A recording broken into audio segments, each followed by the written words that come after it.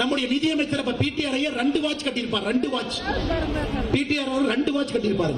சரி, அமெரிக்கால இருந்து வந்திருக்காரு, மக்களுக்கு வேலை செய்யணுங்கிறதுக்காக 2 வாட்ச். இதுல டைம் தப்பா இருந்தா கூட இதுல சரியா இருக்கும்.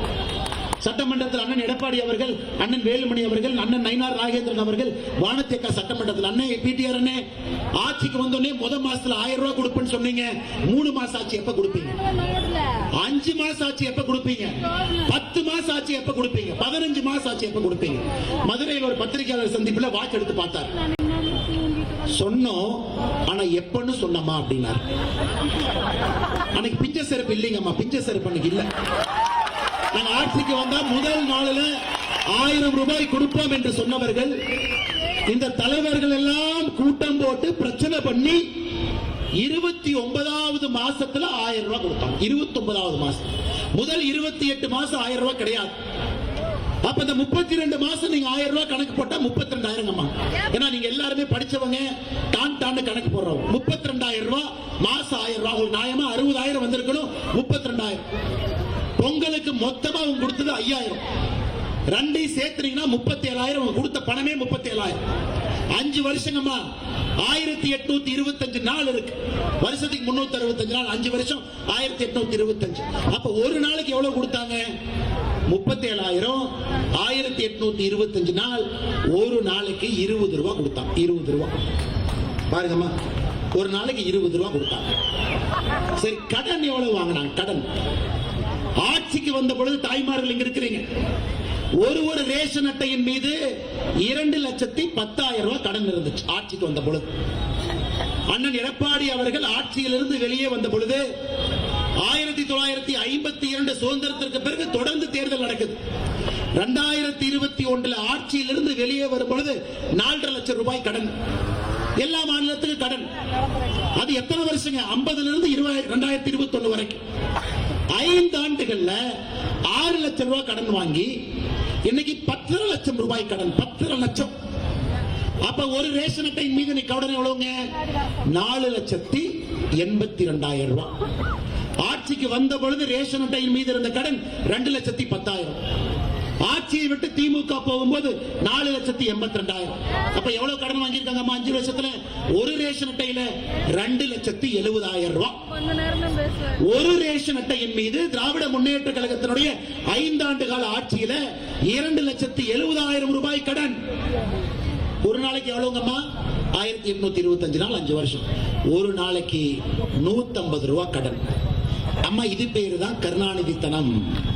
யாராவது கருணாநிதி தனம் கேட்டீங்கன்னா இதுதான்.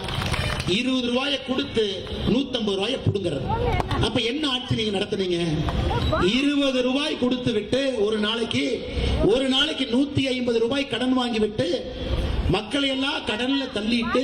அம்மா, நீங்க நல்லா புரிஞ்சுக்கணும், சபரீஷனுக்கும் ரேஷன் கார்டுல 2,70,000 தான் கடன்.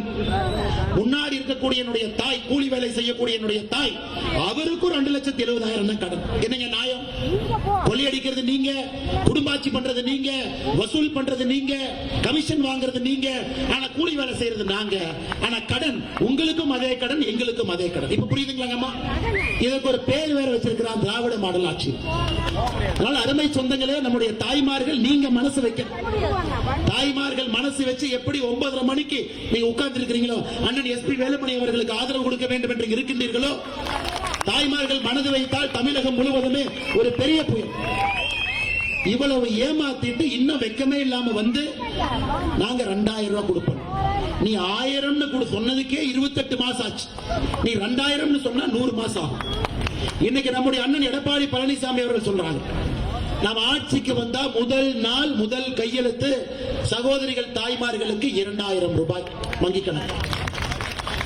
இன்னைக்கு திமுக கேட்கிறான், கொடுப்பீங்களா? அண்ணே, மகாராஷ்டிராவில் பாரதிய ஜனதா கட்சி ஆட்சியில் இருக்கு, சிவசேனா நம்மளோட இருக்கிறாங்க, ஆர்பிஐ கட்சி நம்மளோட இருக்கு. தேர்தலுக்கு முன்பு சொன்னோம், நம்ம ஆட்சிக்கு வந்த உடனே 2,100 ரூபாய் கொடுப்போம்.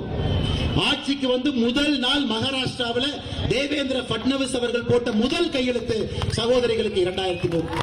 28வது மாசம் இல்லைங்கம்மா, 27வது மாசம் இல்ல, முதல் மாதம்.